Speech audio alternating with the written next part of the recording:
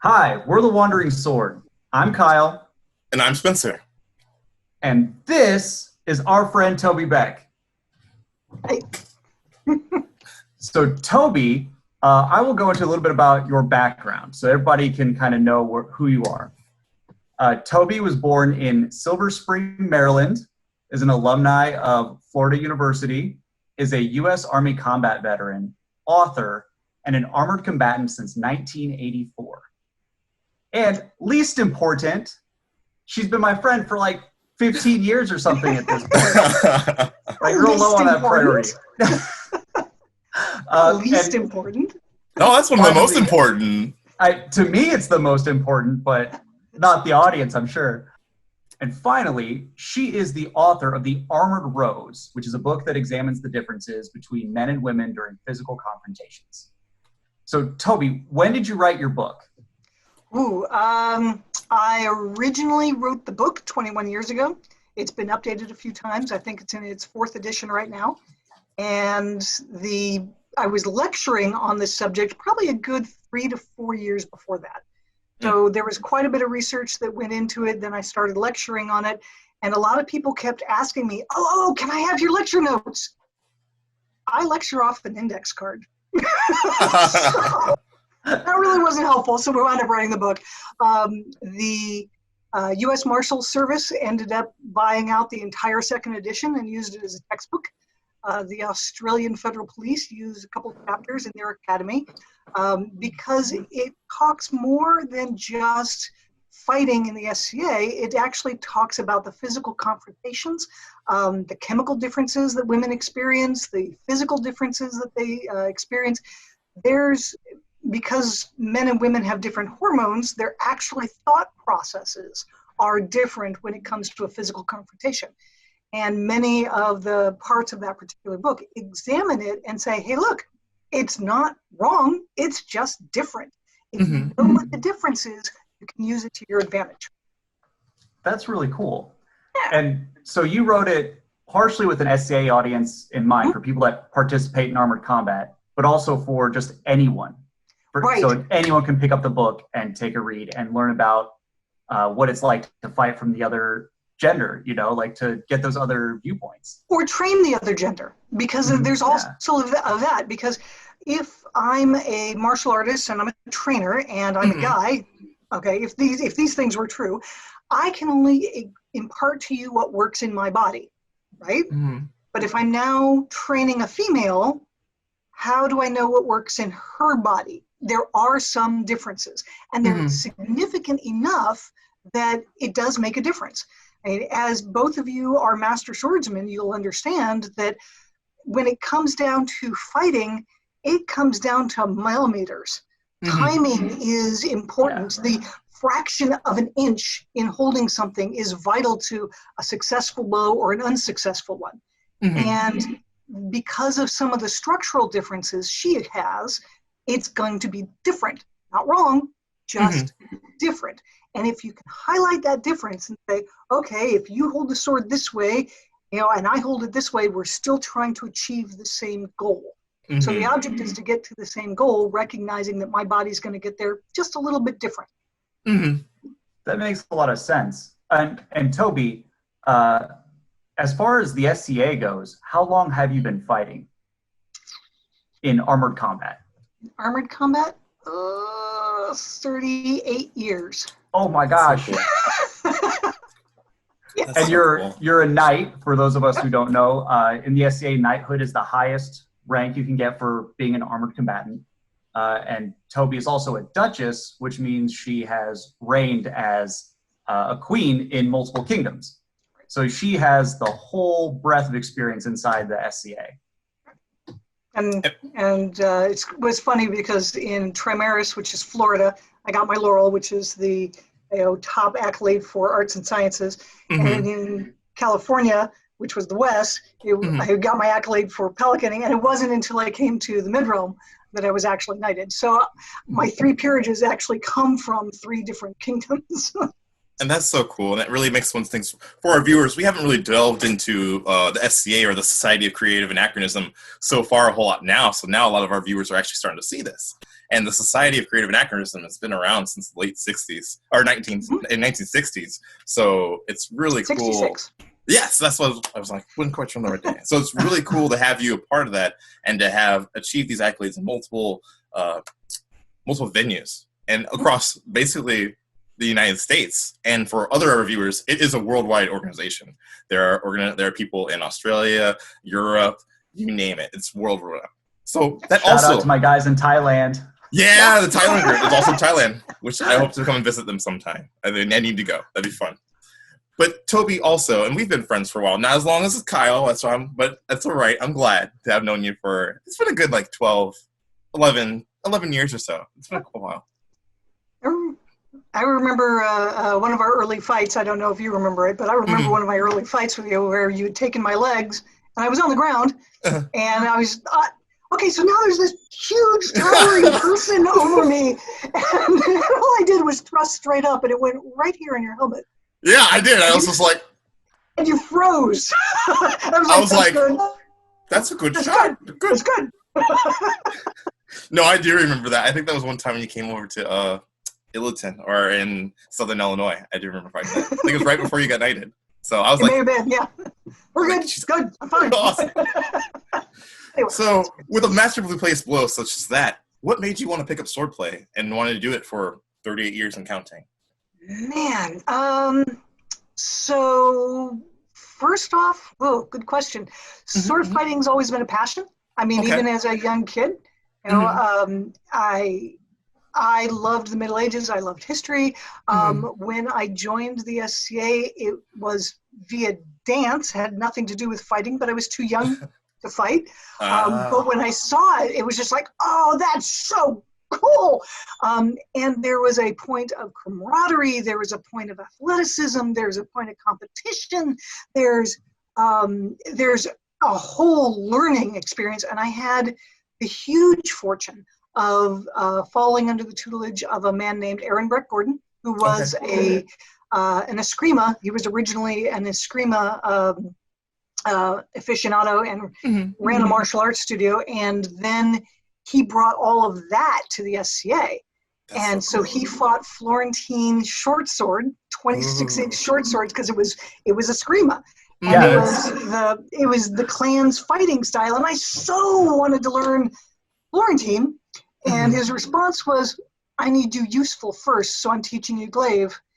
And I was really miffed because I wanted to learn the short swords because it looked fun.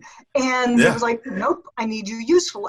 But he was relying on Asian teachings, Musashi teaching women to use their hips and glaives, and it's basically 2/3 stick, 1/3 sword on a 6 or 7 foot stick. And I got very good that way fighting, and then moved to Florentine, and then moved out west where everybody fights sword and shield.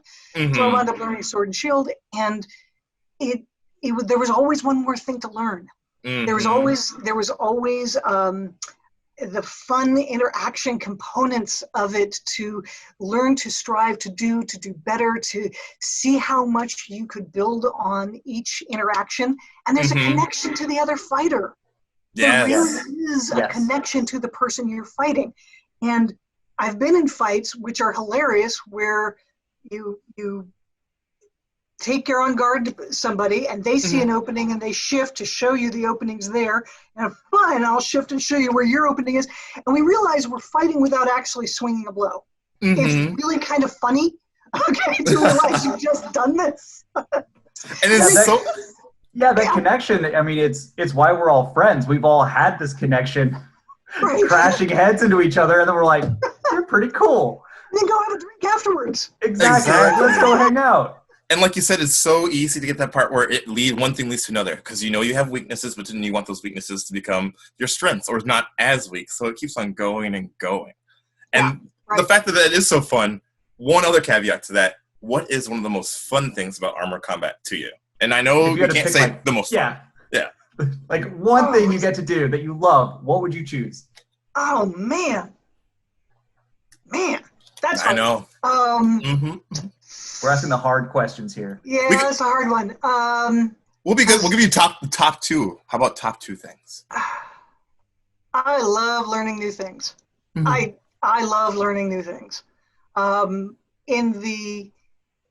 one-on-one combat, I love figuring something out. Mm-hmm. The concept of because I'm playing a chess game against the other person. Okay, figuring out, can I sucker you into doing this?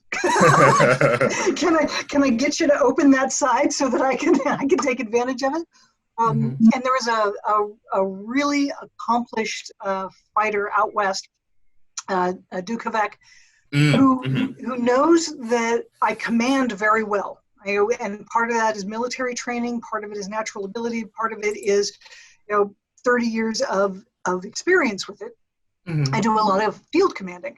And at one point, he's following me around trying to say, just let me look over your shoulder and see what it is you're doing so that I can figure this out. And finally, he looked at me and said, you see what I see when I fight an individual. I'm like, got to explain further. I'm missing this. And he says, before we actually start to fight, I look at my opponent and I assess them.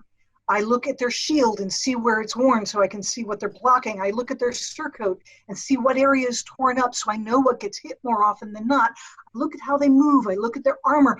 Even before the lay-on happens, I've made an assessment over what they're likely to be open to and how they're likely to move. And there's that moment before lay-on where your opponent breathes and he tells you everything. And he says, you do that with an army. You look at the army and you see this unit is strong in this and is likely to do this. This unit is backing them up over here. And right before the cannon blast, it breathes and you can see in the same way that he sees a fight right before lay-on. That's beautiful. I mean, I think it is. I'm all amped up for fighting now. Like, I'm double sad Penzik didn't happen. And for our viewers, if you had a chance to do a lot of one-on-one things, but there's something that I think the SCA does really well, is when they have mass combat and you have hundreds and hundreds of people on both sides actually seeing how a battle unfolds. Granted, you don't have the breaking and routing because people don't want to die and we're just going to res and have another fun again.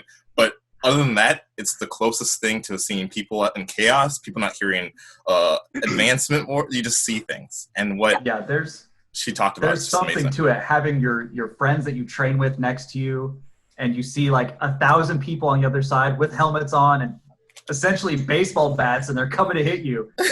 There's nothing else like it. Right, and there really is the concept of fog of war. People are familiar with that if they've studied history. There's a reference to it, but in some of the larger mass battles, we experience it. There is the tunnel, and we're not talking about smoke that comes across the battlefield. That's entirely different. The fog of war is the hyper focus that you naturally do based on what's in front of you, and the cacophony that's going on around you that is potentially deadly. He taught me a lot about commanding. Being able to practice command in the SCA really helped me out in real-world combat situations. So there were a lot of it was not uncommon for a soldier to ask me, he says, ma'am, how did you keep track of everything?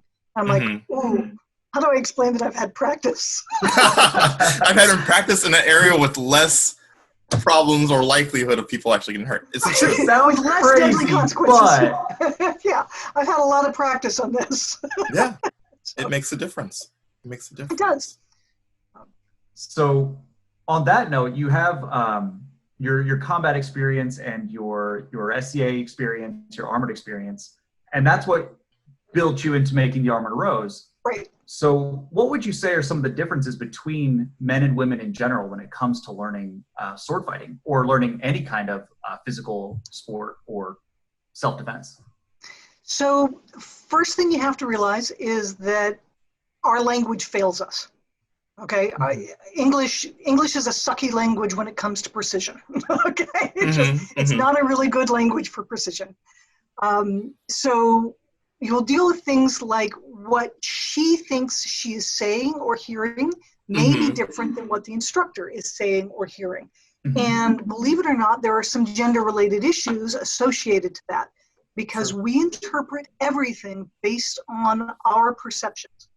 And if I'm coming from a world where I've constantly been told, you shouldn't do that, that's a guy's sport, women don't get hit, no self-respecting woman's going to allow herself to be hit, my mind is in a different space than the guy who might come to the sport and go, oh, game, this is cool. Okay, this is yet another way to make friends, and we're going to wrestle, and we're going to tussle, and we're going to have fun about it.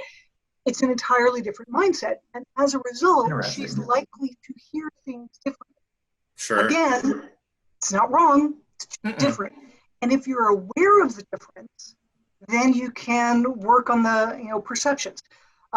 It's not likely, for instance, let me offer up an example of how English is not the best language for this.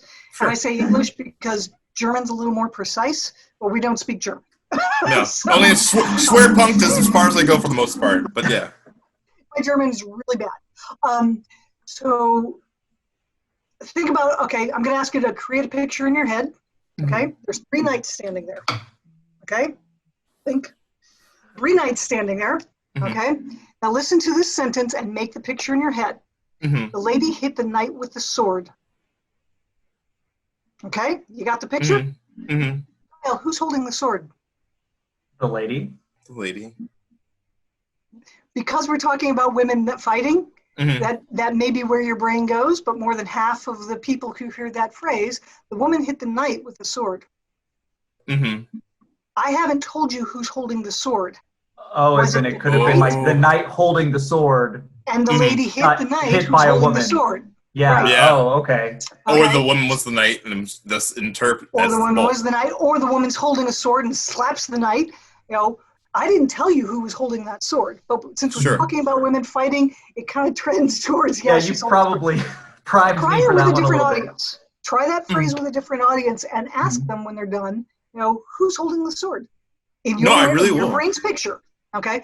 And that's one of those subtle biases that works inside our head, regardless, and it changes language. It changes the meaning of something. I was working with Steve, my husband, who's a master swordsman as well. That's true. Very good. I'll vouch. Okay. And he was trying to show me something that I wasn't getting, and I was getting frustrated over it, and I so wasn't getting it. And he said, don't worry, this is easy. And what he was saying was, I have faith in you. You'll catch on to this. This isn't going to be beyond your reach. Sure. What I heard was, this is easy, and you're a lug nut for not being able to catch on to it. Exactly. Like, why can't you grasp something that is easy? Even though, we all know Steve, in general part, that was definitely not the way that was being interpreted, but it could definitely be seen that way. And I immediately stopped and looked at him and said, why did you just call me stupid? And he, no, I didn't call you stupid. No. That opened the conversation. Yeah. But this is one of the lessons that everybody, student, needs this lesson. But there are lots of tripping blocks for male to female. That's very good. So language is your first barrier. Very good. Well, is what it is. Very interesting. Yeah. So there are a couple things with physical. And in physical, you got to understand that she's hormonally built different, okay, genetically different. There are some certain things that are 95% women do X, 95% of guys do Y. And if you understand the differences, again, it's one of those things that you can adjust for. Some of the things I learned in the military, I was first introduced to the concept by a drill sergeant who was teaching pugil sticks. I learned this somewhere, right? And one of the first places I learned it was the sergeant. And he was showing that when you teach a soldier pugil sticks, you're teaching this grip, okay? And actually, so you're teaching this grip, excuse me. Pugil sticks are taught this way. Okay. And because various leverage. And when he showed his female recruit, he taught this grip. And I asked him why the difference, and he goes, I don't know, but it works better if women hold it this way. Interestingly enough, this is the grip you use for a glaive. Exactly. Yeah, that's naginata. Like if you is. deviate It's a a little naginata's bit, grip. they yell at you. So this is not their own grip, it's a naginata grip. So sometime after basic, when I was learning with my knight, who I explained earlier was an Asian martial artist, who also picked up eskrima, he was teaching me glaive, and I went, oh, okay, I got this. So that was one of them. When I was military police, and right, the first thing everyone says is, no, military police didn't look like that when I was in. Anyway.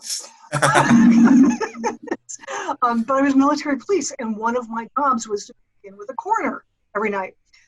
When you do the rounds, when you're the provost marshal, duty officer for the night at Fort Lewis, you've got a series of check-ins that you have to do to look at the bars to make sure no one's there after hours. You've got, count the prisoners at the prison and so on. And one of the places was at the coroner's office. And she was working late that night and asked me, she was identifying body parts from a plane crash. And there's this severed hand that she's looking at and says, it's a male or female. I got no clue. It's got calluses, short nails, but the hands are neatly trimmed. So I really can't be, I don't know. And she's looking and going, I'm thinking female. It's like, how are you going to tell short of a DNA test, which is going to take 60 days to come back? And she goes, hold on a second. She goes and gets a car battery and some electrodes and hooks it. I'm not kidding. You're joking right now. As it gets. That's like frog, like in psychology, when they're like, let's make the frog leg do something. I'm thinking Frankenstein. She hooks up the tendons and the hand goes clink. And she goes, 95% chance that it's female. And I'm like, well, what do you mean? And she goes and gets a male arm and it does this. And I was just like, oh. So now she's sorting out body parts, male, female. It's just the fist, if it naturally curls this way, was female. If it naturally curled this way, it was probably male. It's not exact. It's only about 95%. Sure. So when we go to fight, think of the same thing. If I'm holding a sword, wow, that's really bad. You're fine. Wait. If I'm holding a sword, okay, and I've got a male grip, it's at 90 degrees to my forearm. Okay? So remember when we talked about fighting comes down to micromillimeters and fractions of inches and timing and spacing? Well, if I've spaced that blow to be 90 degrees to my forearm, it's going to hit in one particular timing. But if my fist looks like this, and the sword is 135 degrees to my forearm, the timing is different. So that little bit of fraction makes a difference in the power of the blow. Have you ever heard somebody, a girl hitting a pell? So a gal, she goes to her first fighter practice, and their instructor says, oh, hold the sword naturally. And she goes, sure. And she goes, no, like this. And you're like, you just told me to do what's natural for me, and now you're changing it. Exactly. But he said, no, like this. And she goes, okay, I'm doing what my instructor wants because I'm enthusiastic about my instructor. So she goes to hit the pell, and it hurts. Oh, man, it hurts. Okay? And she goes, wow, that really hurts. Don't worry, you'll get used to it. Yeah. Wait a minute. We've all heard that. The first time we all picked up a sword and it was uncomfortable to hit the spell, we said, don't worry, you'll get used to the vibration, you'll get used to the grip difference. In part that's because you're not holding the grip properly, but you'll get used to it. Don't worry about it. What she is saying is, oh my God, my arm is broken. Sure. Okay? It's not, wow, that's a little uncomfortable. It's, oh my God, my arm feels like it's broken. And in part, that's because that timing made it hit improperly. And to give it worse, there was no power in it. Because if I'm holding it at 90 degrees and I go to hit the pell, there is a timing moment that allows me to time the push of the blade at the moment that the blade strikes. If she's learning that timing but is holding the sword in this grip, it goes hit, push, as opposed to hitting push at the same time. So you'll sometimes hear, and this is one of those notes for instructors, you'll sometimes get, well, the first 2 shots on the Pel were really good, but then you kind of hit like a girl because it went blat slap. Okay. Have you ever stepped into a blow to take the power out of it? Yeah, right? absolutely. Okay, because you've messed with the other guy's timing. He now no longer has the appropriate timing for the blow. And that's the same thing when she's holding it what is her natural strong grip, the timing, the sword hits before the power is delivered. That's really good. That's really interesting. Yeah. So one of the things that we do with people is say, okay, you know, any female says, okay, shake out your hands, make a fist like you're going to hit somebody, okay? And when I do this lecture, I usually pick a guy and a gal and put my hands over their fists so they don't get to change them, because as soon as I start describing the guy's fist, the girl starts to change. As an example, she starts to try to change her fist to mimic it because she's automatically thinking, I must be doing it wrong. No, you're not. I asked what was natural, not what was right or wrong. And so she'll try to change to be like the guy.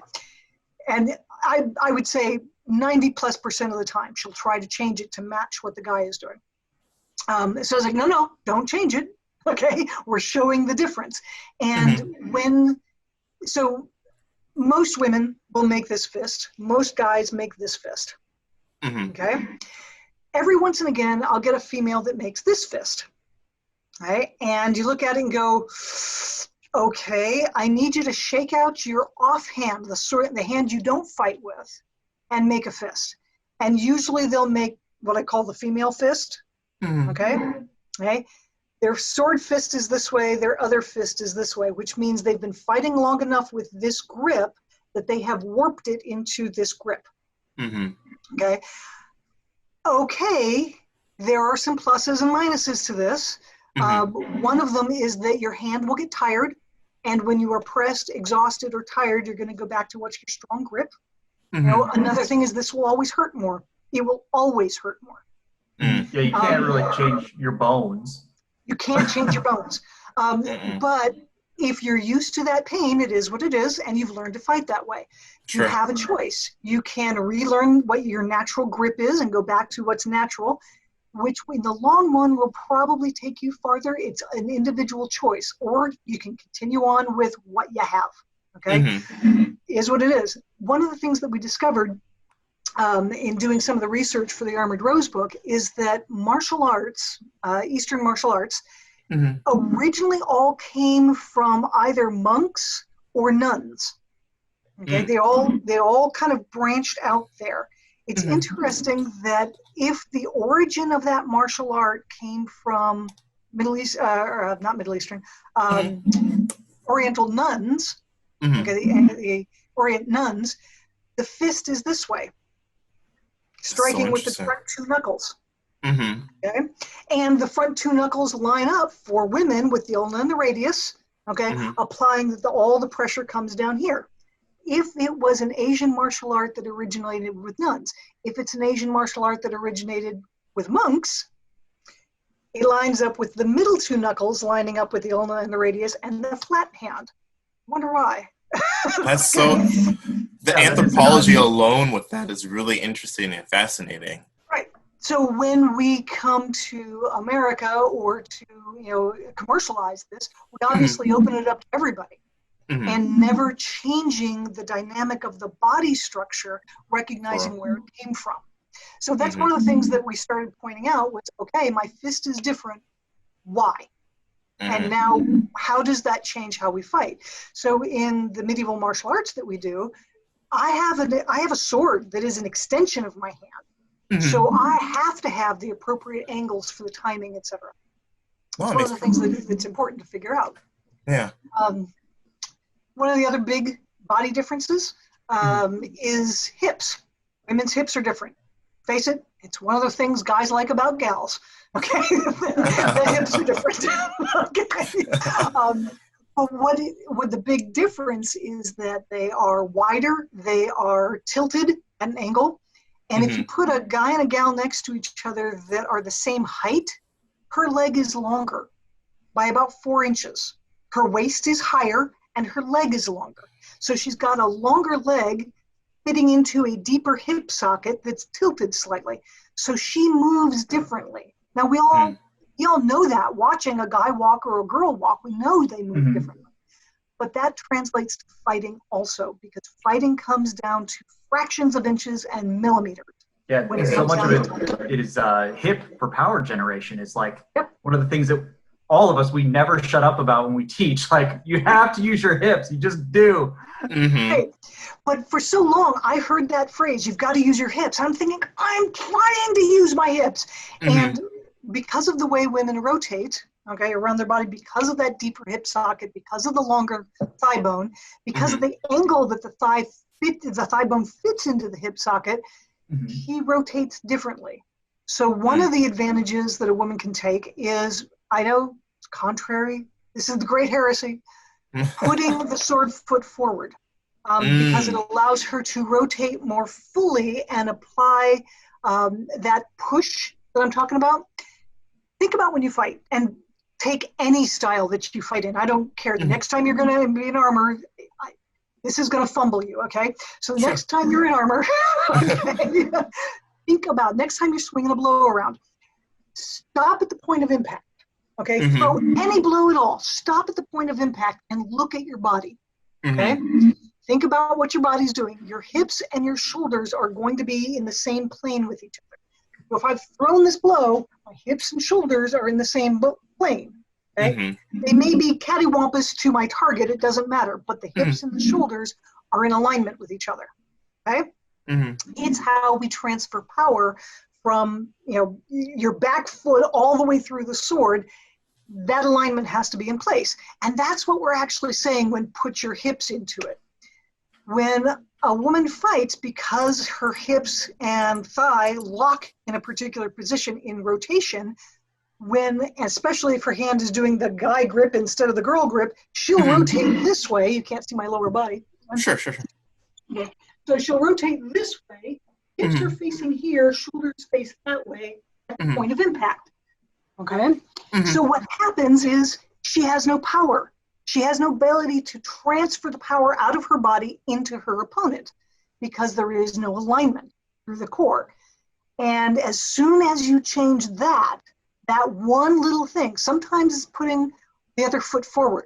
Sometimes it's showing, the hand mechanic is a little bit different.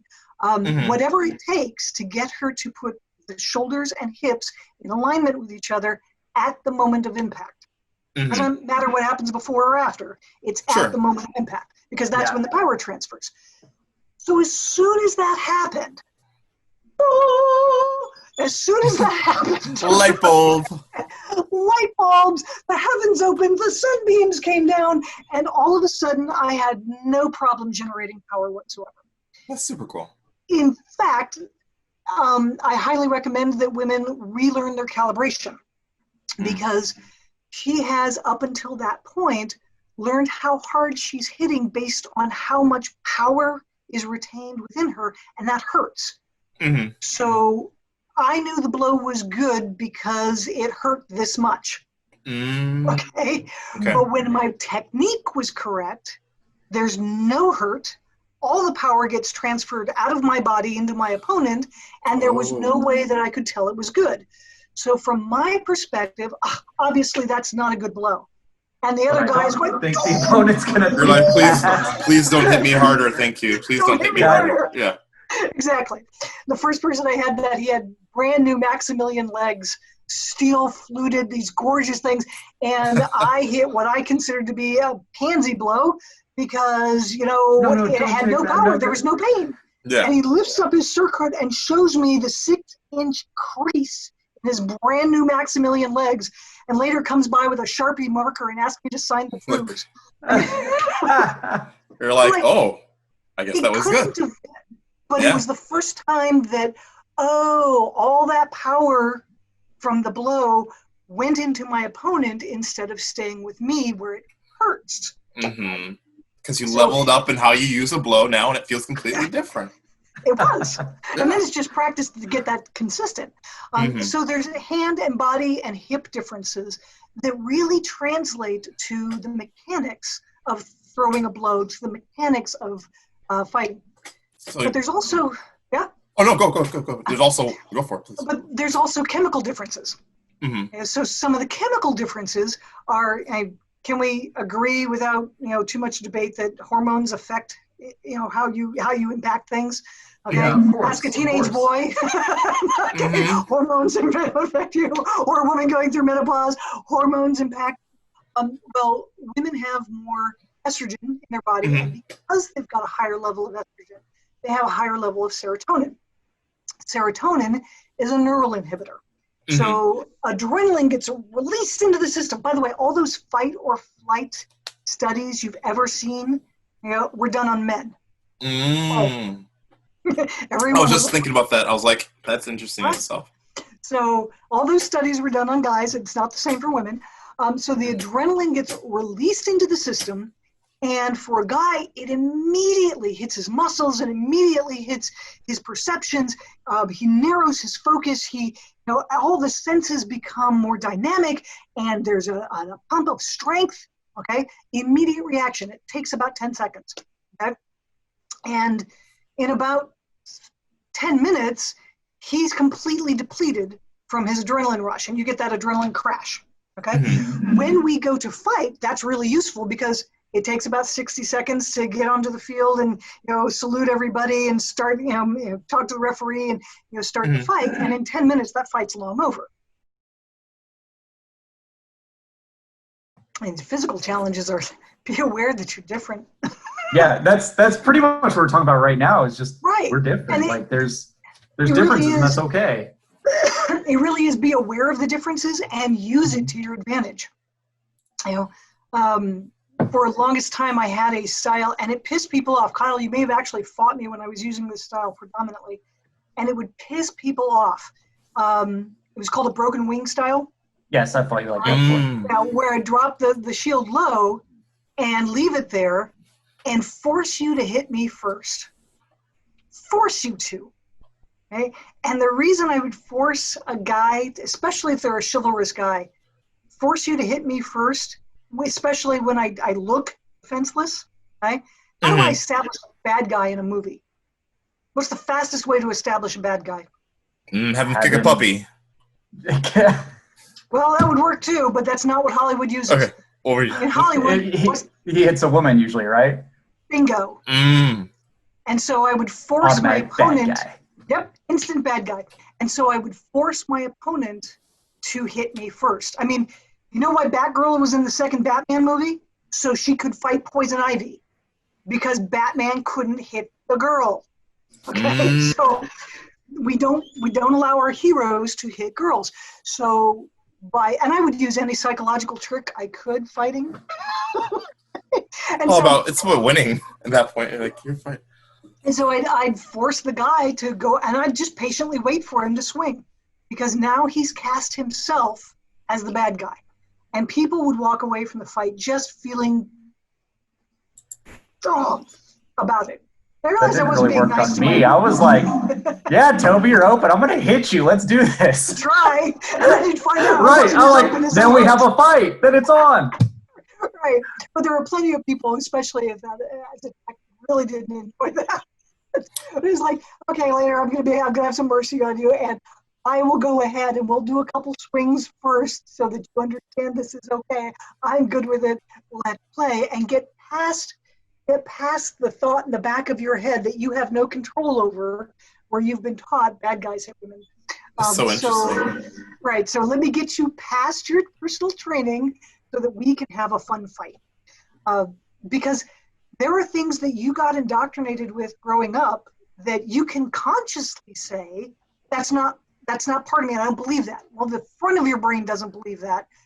The back of your brain has a different story. So how that works in fighting is if she goes ahead and she gets the hairy, scariest, most frightening pickup fight, before the tournament fight, to get that adrenaline running, and get that 10 minutes before she actually goes to the tournament fight. Because that adrenaline started when she started fighting the scary opponent, and now it's in full force 10 minutes later when she actually walks onto the field for the real tournament fight. That's one way to use it. The other way to use it is to fight cold.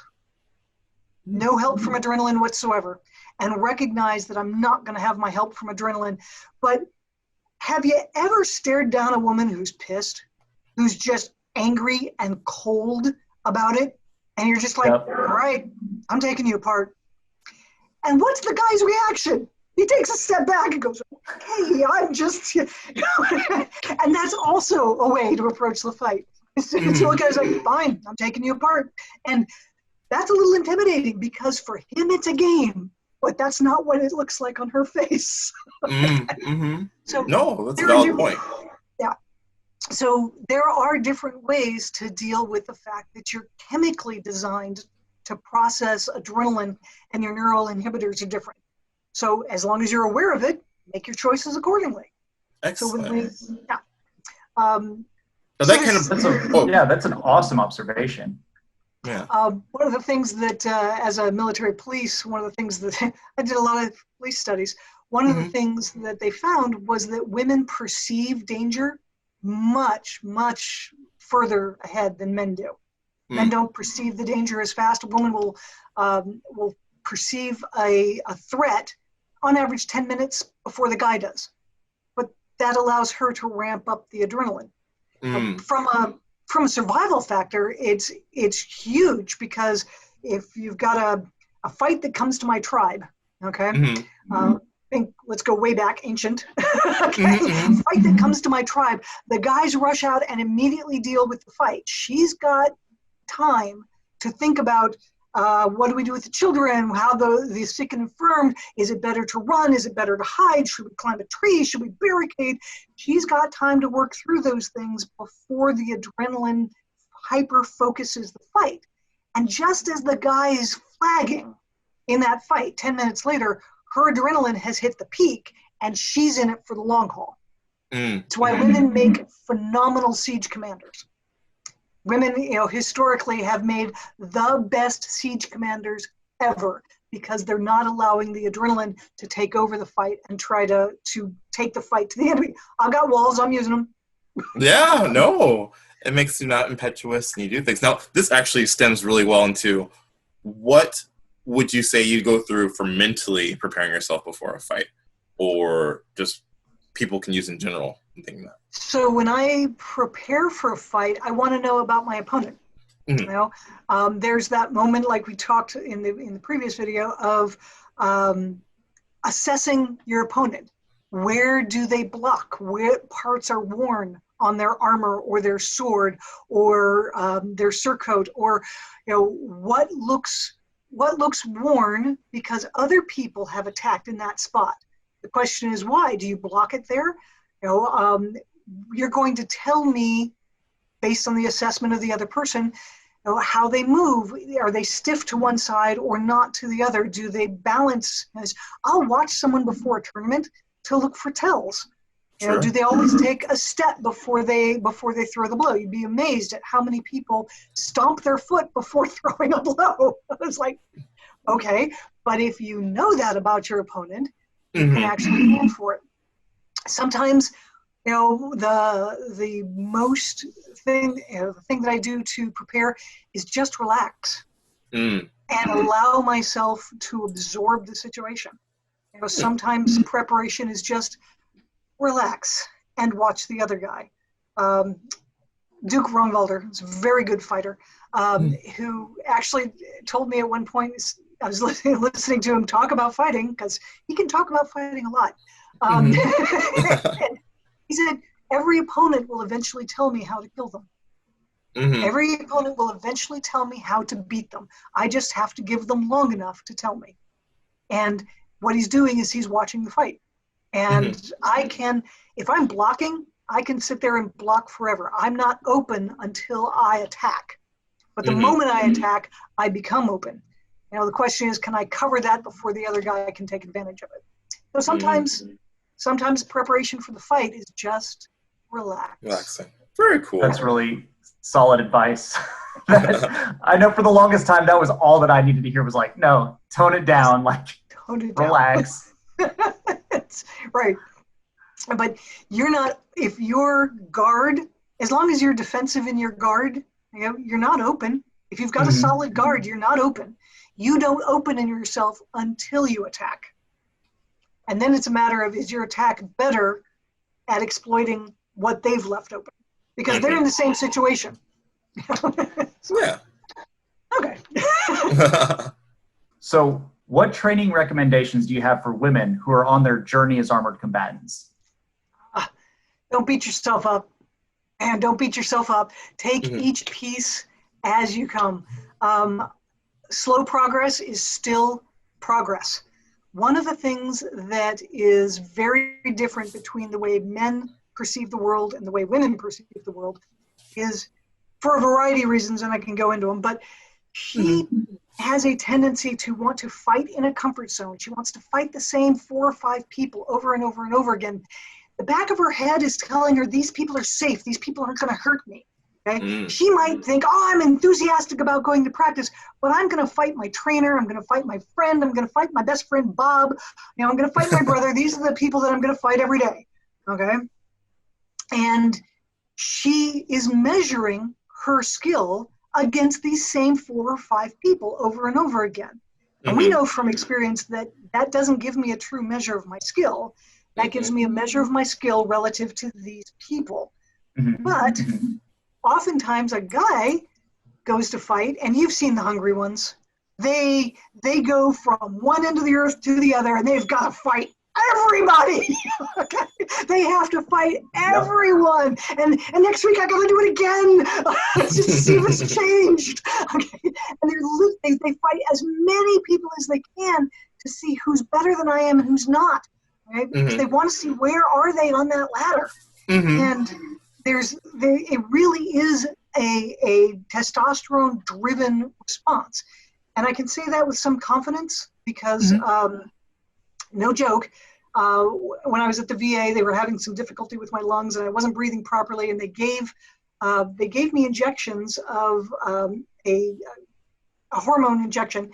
Anyway, it had a trace amount of testosterone in it. And so for a normal guy, it wouldn't even register. So they didn't even think about it. Well, they're giving it to a girl, okay? And they didn't put that together because women in the VA system are very rare.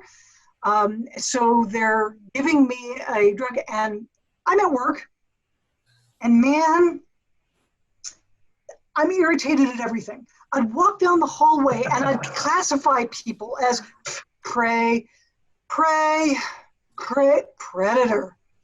Oh, am I a better predator? I'd turn around and I'd start to stalk the guy in the hallway. And I'm like, whoa, what am I doing? And literally, I wanted to fight anybody. And I said, I'm out. This is not normal. Now, to be fair, my husband was truly enjoying this period in time. So I go back to the VA, and I was like, something's off here. This is what I'm feeling.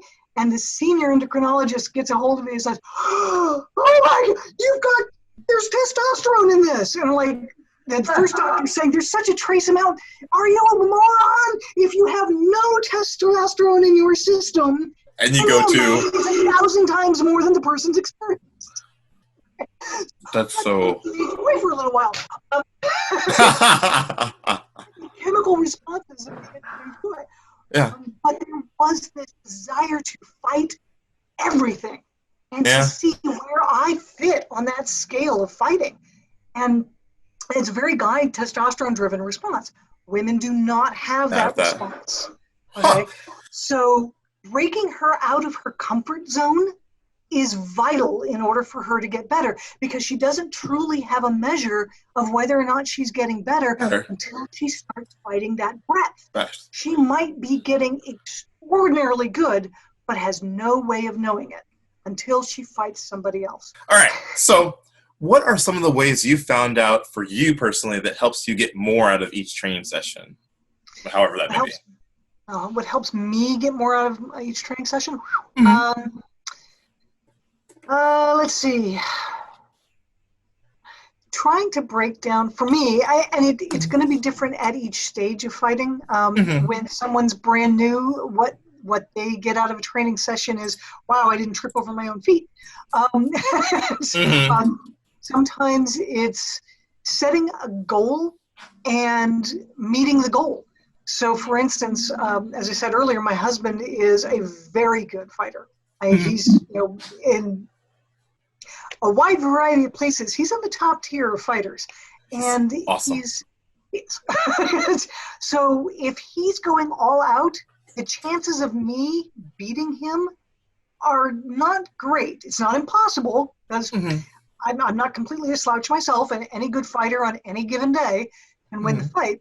But he's got a higher advantage. So I'll work on things instead of killing him or winning the bout. I'll work on a lesser goal. For instance, a very wise instructor, Count William, actually taught me, says, win by field goals. You still won. So in our martial arts system, you count whether or not a person's arm has been struck. If that's the case, they don't use their arm. So what happens if you strike the other arm? You still won. Yeah. Right. You still won. So some practices are setting a goal and going after achieving that goal. And the goal isn't always to be victorious in the bout. Sometimes the goal is, I'm taking his leg. Or sometimes the goal is, I'm going to get his sword arm. Sometimes the goal is, I'm going to practice hitting the left side of his helmet in that spot right there.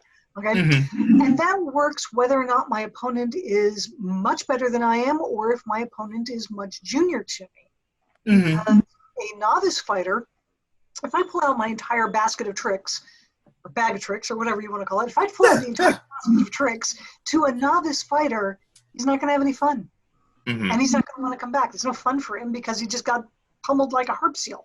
So what happens if I concentrate on refining a technique, and I'm going to ignore 95% of my repertoire and concentrate on this one technique, and he gets a better practice because I haven't pummeled him. I get a better practice because I get refinement of a particular technique. So, and we both win. So it really comes down to what's in a given practice and making the goals appropriate for any given situation in a practice, and recognizing that it changes. Yeah, it does change.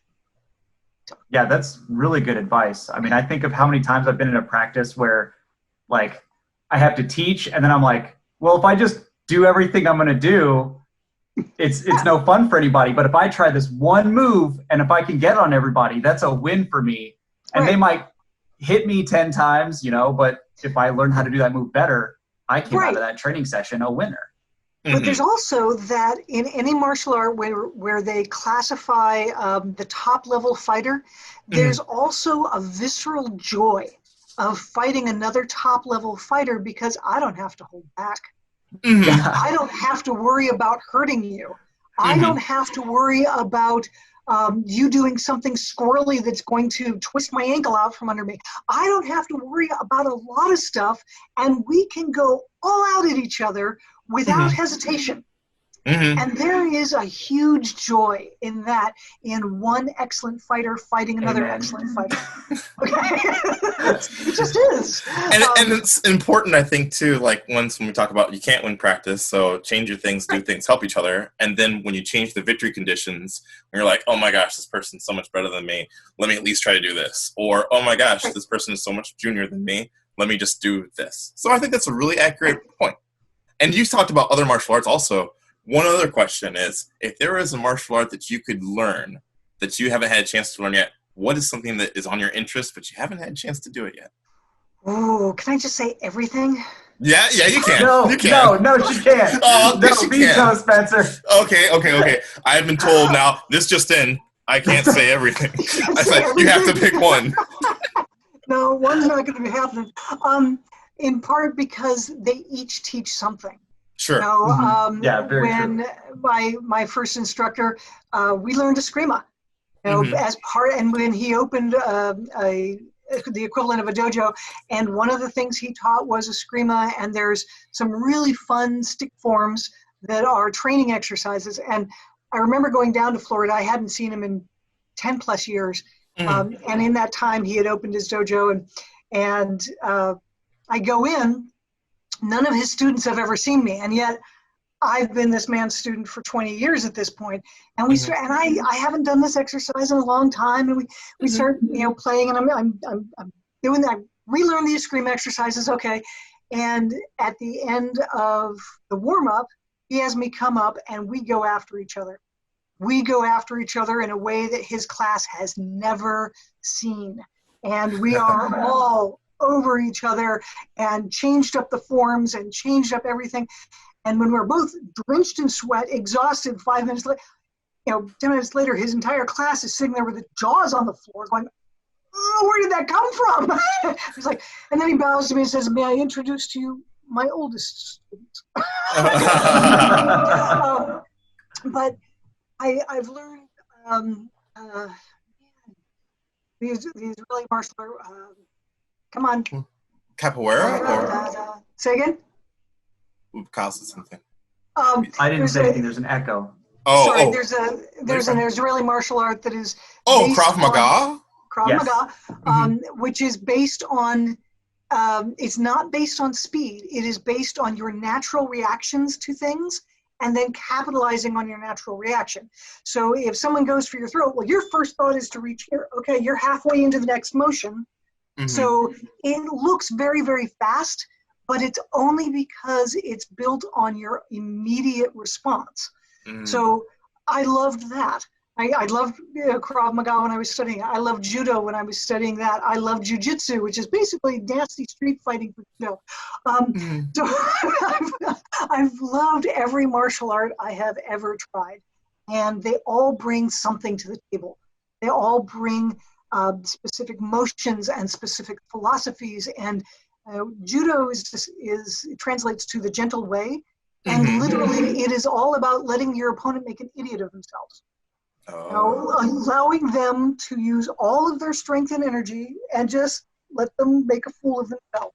It's phenomenal. It's not always practical in a street fight. That's where jiu-jitsu comes in. Taught by my same instructor, who my instructor was Ed Maley, who taught the Olympic judo team. So it was. I had some really good instructors to learn from, and I honestly have not come across a martial art I don't enjoy, because they all do bring something. So Kyle, forget it. You're going to deal with all. Vetoed. All right, noted. Nope, that's fair. That's fair. So one of the things that you were talking about is the differences between men and women. And one of the things that I'd like to highlight is there are some psychological differences. And since we're talking about particular types of martial arts and hitting, there are two different things. One is I can hit. Women are taught not to hit. Okay? And it's a thing she's got to get over in order to be effective in a full contact martial art. If you ever want to see it, take someone who's training, and in our martial art, ask her to hit you just while you're standing there. And she's going to hit you dead front center of the shield, where you're protected the most. And you say, no, don't hit the shield. No, hit the head with it's open, dead front center of the shield. And she'll do it over and over again. Like a smart trainer, you're going to go, fine, okay, you're hitting the shield. I get that. And she's going to wind up for that shot. You're going to open up the shield so that she hits you in the body. The first thing out of her mouth is going to be, I'm sorry. Right? Because she's had it ingrained, don't hit. Okay? So one of the first things and I usually stop the fight right there and say, okay, what are we sorry about?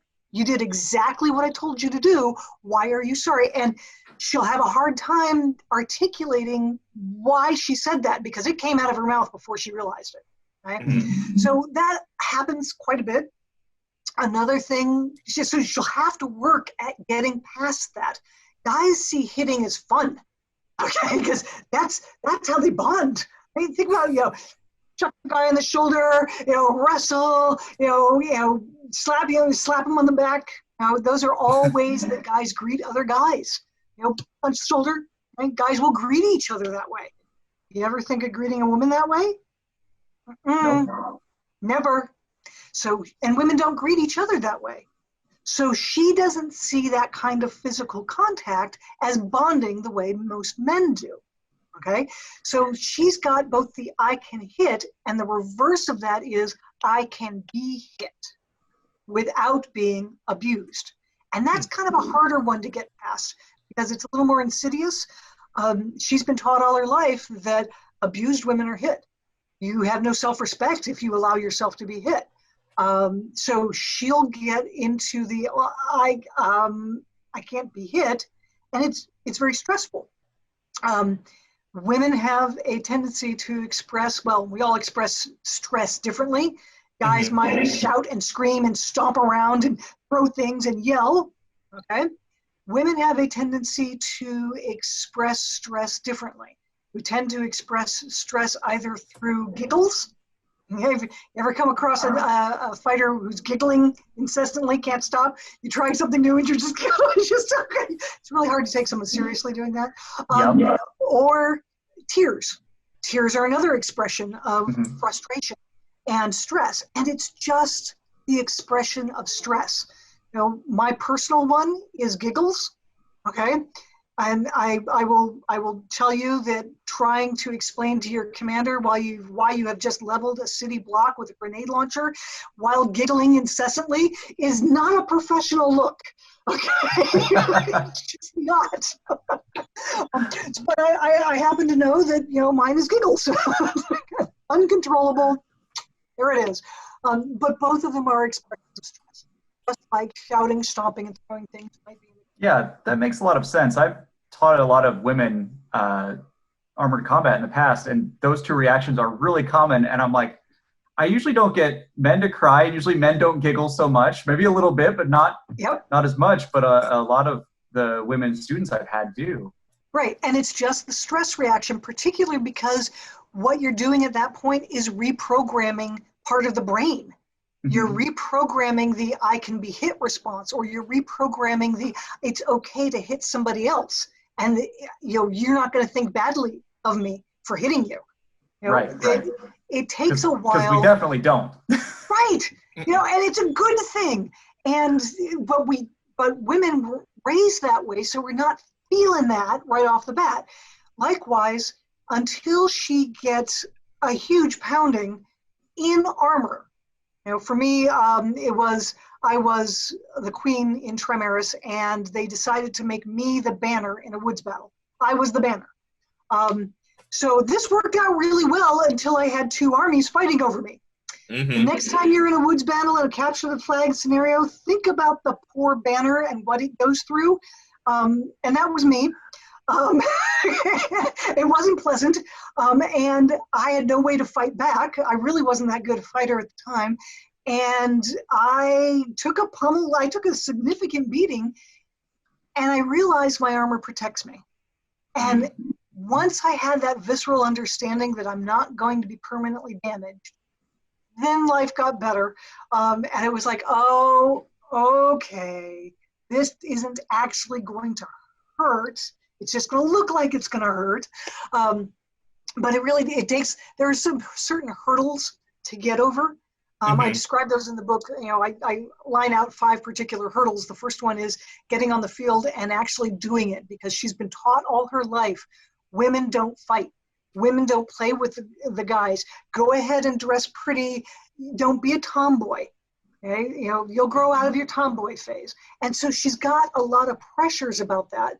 Even if your parents didn't do that, parenting is only about 3 to 7% of what a person's impressions are. The rest comes from their society, their church, their school, their friends, their parents' friends. Everybody else had influence. And as a result, she probably has some influence that says, don't do this. And she has to overcome that. Okay? Whereas guys don't generally get the same sort of don't do this influence. So again, be aware of it. It's not wrong. It just is. And once you're aware of it, you can combat it. Yeah, that's a really good observation. Okay, Toby, last question for you. Go for it. What is on your agenda next? Do you have any large projects that you're working on? Yeah, actually. So there were several. I'm in the process of writing, no joke, a knitting book. Because that actually makes sense. It's Your jabby, knitting's pointy awesome. things. Okay, it's jabby, pointy things, but it's a knitting book that basically it is teaching. It takes people from I got string to it's a skill builder, and through tiny small projects, you wind up building a set of distinctive skills to all the way up to master knitter level. And it's because I love teaching, and we're breaking it down into one small skill set at a time, very much the way we teach fighting. One little thing at a time, and tomorrow I'll build on that. And so it's a series of small projects that build skills. Another thing is an organizational book, because, well, not everybody thinks the same. So why don't we try organizing a little differently? And the one that sits on my desk Not right all of now, us can be PMPs, Toby. but I am. Me too. I just passed my CSIM. So, but the one that's sitting on my desk right now for the most is a book that I'm writing about combat experiences in Somalia. Because I lived a segment of history, it's kind of, somebody reminded me as a historian that firsthand accounts of historic events are priceless for the historian. And I'm like, yeah, I have a firsthand account. A couple of years ago, the Army announced that it was allowing women in combat. And my son, my foster son's son, who was in the Army active duty at the time, was like, wow, this is real cool. And they published studies about it. And I said, look closely at the studies. He said, yeah, what about it? They're dated 20 years ago. Who were they studying? And it's funny is because when I read through the studies, some of what I read, I know came off of my writing. Because I got certain phrases were like, that was in a mission report. I remember writing that in a mission report.